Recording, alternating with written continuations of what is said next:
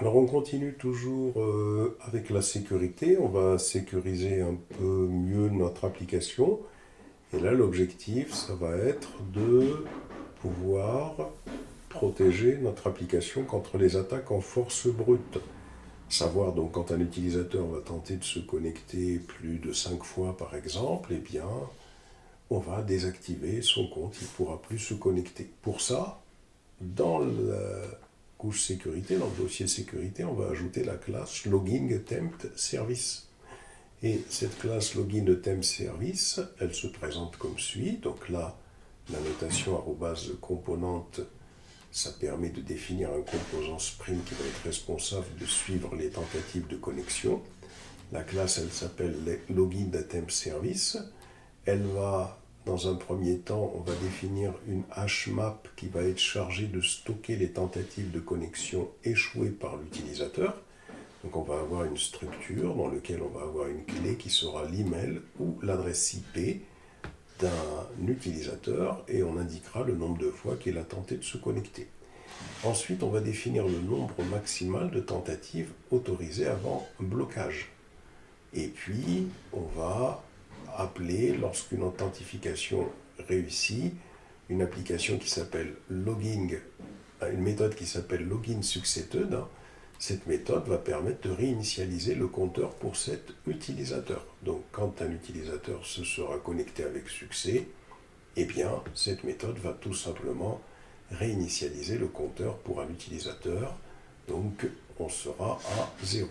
Connexion, tentative de connexion. Ensuite, on définit une méthode qui sera appelée lorsqu'une authentification échoue. Et donc cette méthode, elle permettra d'incrémenter le nombre de tentatives pour cet utilisateur, comme on le voit dans cette méthode. Et enfin, on définit une méthode qui va vérifier si l'utilisateur est bloqué, donc, et il a atteint ou dépassé le nombre maximal de tentatives. Ensuite, on souhaite que lorsqu'on se déconnecte de l'application, on ait notre token qui soit invalidé, qui ne puisse pas être réutilisé. Pour ça, on a ici la classe token blacklist que l'on a rajoutée à notre couche de sécurité. Donc là, cette classe se présente comme suit. Cette classe est un composant Spring qui va être détecté automatiquement au démarrage grâce à cette annotation, arrobase componente. Ensuite, on va stocker en mémoire les tokens invalidés, blacklistés de manière thread safe. On va définir une méthode pour ajouter un token à la blacklist, exemple lors d'un logout. Dès qu'on va se déconnecter, eh bien, le token sera ajouté à la blacklist, il sera donc invalidé. Et ensuite, on va vérifier si un token est présent dans la blacklist, donc invalide. Donc c'est ce que l'on fait ici. Dans sécuritéconfig.java, on a activé Corse.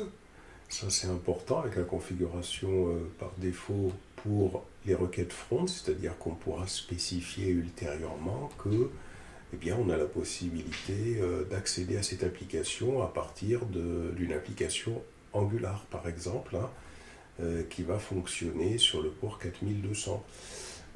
Ici, on a réalisé une gestion fine des CSRF, de CSRF, on les a désactivés, sauf pour l'accès à la console H2-console, pour API User Register et pour API AUTH, pour pouvoir se loguer. Ici, pourquoi? Parce que à ce niveau-là, on a besoin de conserver les accès publics pour ces différentes URL-là. Tous les utilisateurs peuvent y accéder. Tout le monde peut s'enregistrer, tout le monde peut tenter de se loguer et on souhaite pouvoir accéder à la console H2 puisqu'on est dans un environnement de test. Il n'y a pas de sécurité avec H2. Dans un environnement de production, il faudra remplacer H2 par MySQL ou Postgre. Ici, on ajoute des entêtes HTTP de sécurité. À ce niveau-là, on va autoriser l'affichage de la console H2 dans un iframe, je le répète encore, 2, c'est une base de données pour des tests, hein, il n'y a pas de sécurité qui tienne. On active ici la protection contre les attaques XSS avec cette instruction-là. En cross-scripting, on empêche le navigateur de deviner le type MIME avec le MIME snifing, donc il n'y a pas de possibilité pour le navigateur de deviner le type du fichier. Et on active HSTS, HTTP Strict Transport Security, pour forcer le navigateur à utiliser HTTPS pendant une durée définie ici, qui va être de 1 année. Ici, on définit les règles d'accès au endpoint, hein, H2 console, API AUTH et API User Register. On ne met pas de restriction. Par contre, pour toutes les autres routes, eh bien, il faudra être authentifié avec le token. Enfin, ici, à ce niveau-là, on définit une politique de session. Aucune session n'est créée. On ne veut pas avoir à gérer les sessions puisqu'on travaille avec un token. Et enfin, on va faire en sorte que le filtre JWT soit mis en place avant le filtre d'authentification standard. C'est ce qu'on fait ici. Add filter before JWT AUTH filter, hein, pour pouvoir mettre en place la sécurité avec le token. Et enfin, il y a l'authentification manager qui est utilisé avec le contrôleur d'authentification qui va être fourni en tant que bin avec cette instruction. C'est-à-dire, donc, cette authentification manager pourra être utilisée dans notre processus de sécurité pour authentifier un utilisateur. Authentification manager est une classe qui est fournie par Spring Security. Alors ensuite, il y a notre contrôleur d'authentification, AUTH Controller, qui lui va subir un certain nombre de modifications. D'abord, ici, donc REST contrôleur pour dire que c'est un contrôleur REST. Voici le chemin /API/AUTH avec lequel on devra interroger ce contrôleur. On a d'abord l'authentification manager qui va être instancié et qui va permettre d'authentifier un utilisateur à partir de ses identifiants. Ensuite, on a le générateur et le validateur de token JWT qui lui aussi va être injecté avec l'auto-wired, hein, comme on le voit ici. On va injecter également le user repository pour récupérer les informations utilisateurs. Donc on voit dans ces lignes-là qu'on utilise l'injection de dépendance. Ensuite, on va définir un objet de type logger pour pouvoir tracer notre application à des fins de débogage. Ici, on va définir le service qui suit les tentatives de login pour détecter les abus. Hein. Donc c'est la classe qu'on a rajoutée tout à l'heure, logging attempt service, pour définir si on n'a pas tenté de se loguer plus de 5 fois. Et donc là, c'est injecté également. Ici, on a la méthode qui sera déclenchée avec le endpoint /logging, c'est la méthode logging. Cette méthode va dans un premier temps vérifier si l'utilisateur a dépassé le nombre maximal de tentatives. Pour ça, elle va faire appel à la méthode isBlocked de la classe loginAttemptService. Si ça a été dépassé, eh bien, donc il y aura le message que le compte est temporairement bloqué. Sinon, on va authentifier l'utilisateur avec Spring Security. Donc ici, on va faire appel à la méthode Authenticate de la classe Authentication Manager de Spring Security. Et on va tout simplement passer les informations, donc un token d'authentification basé sur l'email et le password. Ensuite, en cas de succès, donc on va se loguer, bien sûr, on va réinitialiser le nombre de tentatives de connexion. On va rechercher les informations supplémentaires de l'utilisateur en faisant appel à des méthodes de user repository. On va générer un token JWT à renvoyer au client, faisant appel à la méthode generate token de JWT utile. Ensuite, on va tout simplement, ici, dans le cas où la connexion a réussi pour l'utilisateur, on va tout simplement renvoyer le token et le mail et le rôle.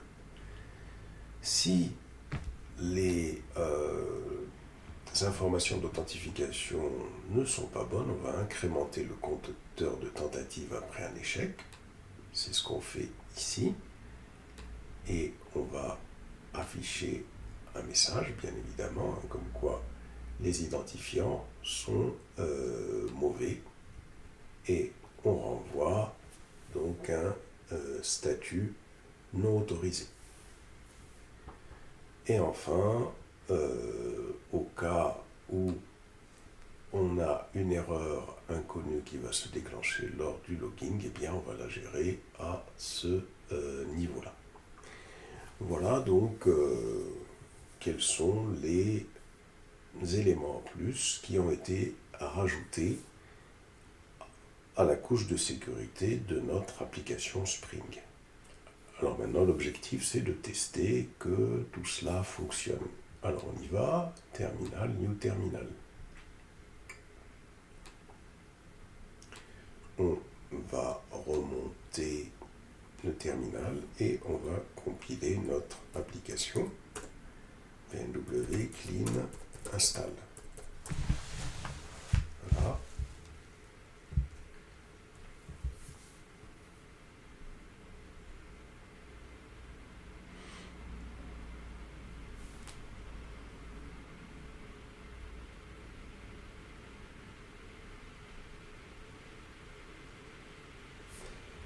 Ensuite, on va exécuter l'application java-jar target / lock.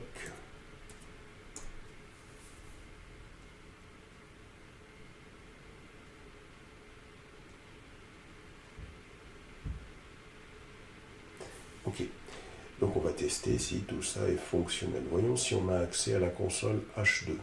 Alors, on a accès à la console H2. http localhost 2.8080/h2-console. On valide. Bien sûr, ici, il faut saisir les informations qui permettent de définir la base de données. Donc pour ça, on a ça dans le fichier application.property. Il suffit de se rendre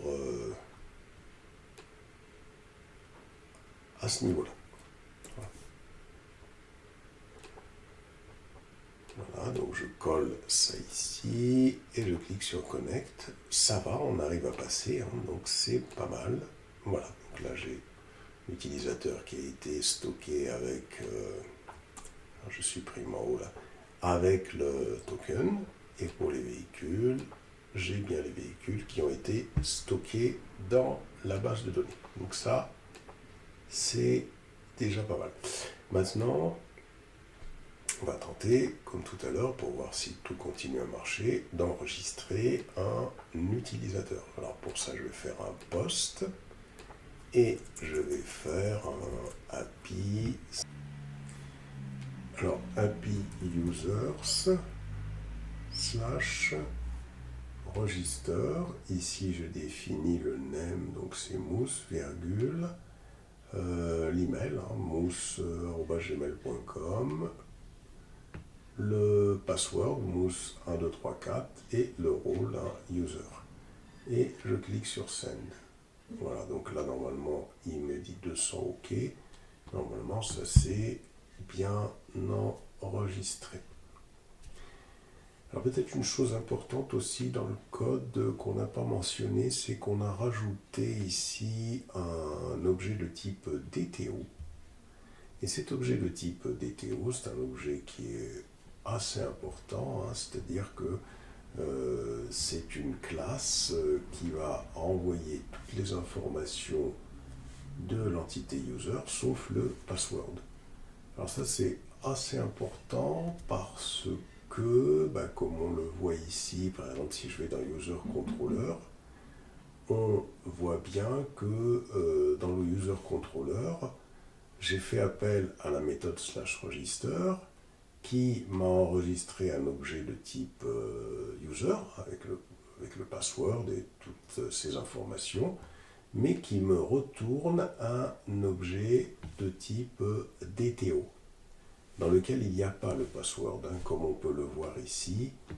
Vous voyez, on voit bien ici que l'enregistrement m'envoie un objet de type DTO qui ne contient pas le password. Et donc ça, c'est une mesure de sécurité. Donc on voit déjà que tout ça, ça fonctionne bien, on enregistre bien, on voit que c'est bien l'objet de type DTO qui a été renvoyé. Si je vais dans la console, je supprime ici l'instruction SQL, je clique sur User et je valide ici. Alors je recommence, hein, je clique sur User et je valide, je vois bien que le mousse a été rajouté avec le mot de passe qui est crypté. Ensuite, on va voir si pour le logging, ça fonctionne. Alors, revenons sur le login ici. Voilà, sur Talend API Tester. Et là, on va tenter de se loguer. Alors, on va faire un post toujours. Hein.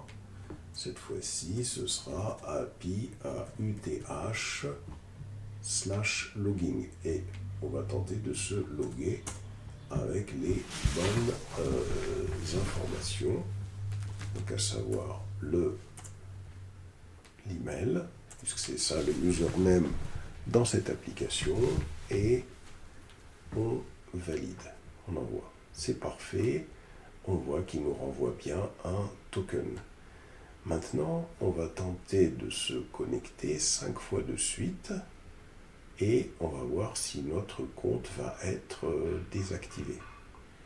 Alors pour ça, on va venir ici, on va mettre 1, 2, 3, voilà, et on va tenter de se connecter une fois, 2 fois, 3 fois, 4 fois, 5 fois, 6 fois. Vous voyez, on peut imaginer une attaque en force brute. Essayons de mettre le bon mot de passe maintenant.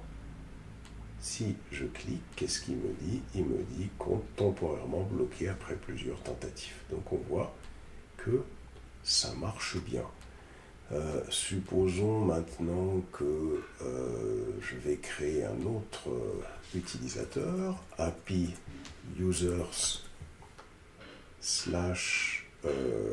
/register, et que je vais créer un utilisateur qui va s'appeler mousse1 name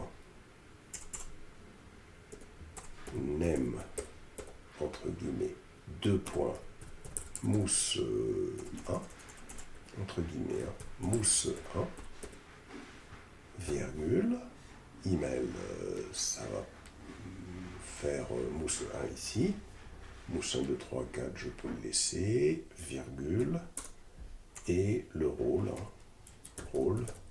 entre guillemets 2.user.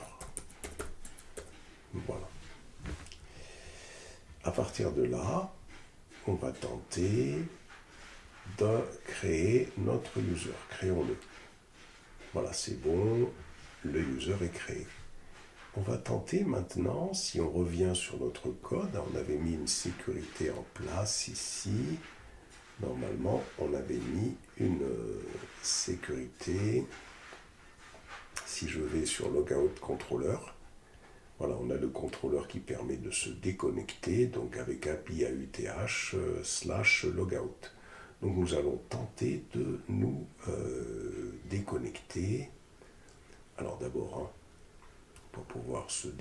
connecter, il faut d'abord se connecter. Donc d'abord, je vais me connecter. Alors, je vais faire un post. Et ici, voilà, donc je vais faire API AUTH/logging. Nous tentons de nous connecter avec ce nouvel utilisateur. Je supprime ce que je n'ai pas besoin pour me connecter. Voilà, je supprime la virgule ici. Je vais me connecter en tant que ce nouvel utilisateur. On y va. Voilà, je me suis connecté en tant que ce nouvel utilisateur. En m'étant connecté avec ce nouvel utilisateur, je récupère un token ici. Voilà, je copie. Et ce que je vais faire maintenant, dans autorisation ici, je vais donner ce token. Et je vais donner ce token à ce niveau-là, comme ça. Une fois que j'ai donné ce token, je vais maintenant me déconnecter. Alors pour se déconnecter, si on revient ici, on voit que dans logout controller, se déconnecter, c'est /logout. Donc on va venir ici, et là je vais me déconnecter, logout, comme ça. Donc j'ai le token qui a été coché ici, et je vais tenter de me déconnecter avec cet utilisateur-là. J'envoie send. Donc apparemment, la déconnexion s'est bien passée. Déconnexion réussie, token invalidé. Si le token est invalidé, ça veut dire que je ne peux plus l'utiliser, je ne peux plus me connecter. On va tenter de voir si ça... Je ne peux plus, l'utiliser pour, par exemple, afficher quelque chose, la liste des véhicules, par exemple. Voyons si c'est vrai. Si je vais voir la liste des véhicules, pour l'afficher, il faut faire /API/vehicles. Ok, on y va. Donc j'ai le token qui est sélectionné, l'autorisation ici. Je vais faire un get ici. Et je vais faire API/vehicles. Voilà. J'envoie. Le fait que le token a été invalidé, eh bien, il n'est pas possible d'afficher la liste des véhicules. C'est pas possible. Il faut, pour que ça puisse fonctionner, que je me reconnecte, c'est-à-dire donc que je retourne ici et que je fasse API AUTH/logging, que je valide, que je récupère le token ici, qui va me permettre de m'identifier. Hop. Et une fois que j'aurai récupéré ce token, je vais l'utiliser ici dans la liste des tokens. Et là, je pourrai appeler la liste des véhicules avec API véhicule. Il me semble que c'est ça, voilà, véhicule, ça, directement. Voilà, et là j'ai bien la liste des véhicules. Voyons si je parviens à avoir la liste des utilisateurs. User controller, ici, la liste des utilisateurs, il faut faire /API/user. Ok, allons-y. /API/users. Allons-y. C'est pas possible. Pour quelle raison c'est pas possible? Si on va voir notre application, on constate que ici dans User Controller, pour afficher la liste des utilisateurs, il faut avoir le rôle admin. Si on n'a pas le rôle admin, c'est pas possible de l'afficher. Donc il faut se connecter en tant qu'admin, récupérer le token de l'admin et demander à afficher la liste des utilisateurs.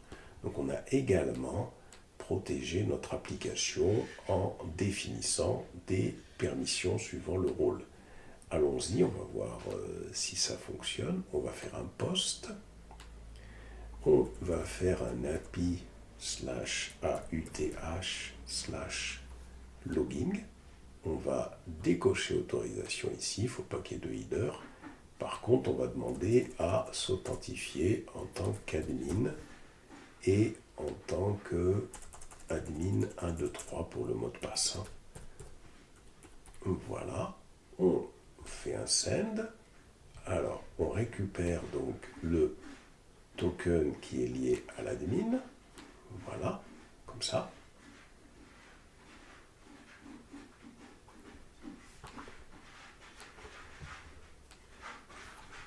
Et à partir de là, dans autorisation ici, on va pouvoir, hop, petit espace, mettre le token, le cocher et demander get à afficher la liste des utilisateurs users. Voilà, je fais un send et là c'est possible, je peux afficher la liste des utilisateurs. Donc voilà la sécurité qu'on a mis encore en plus dans notre application qui commence à être de plus en plus sécurisée.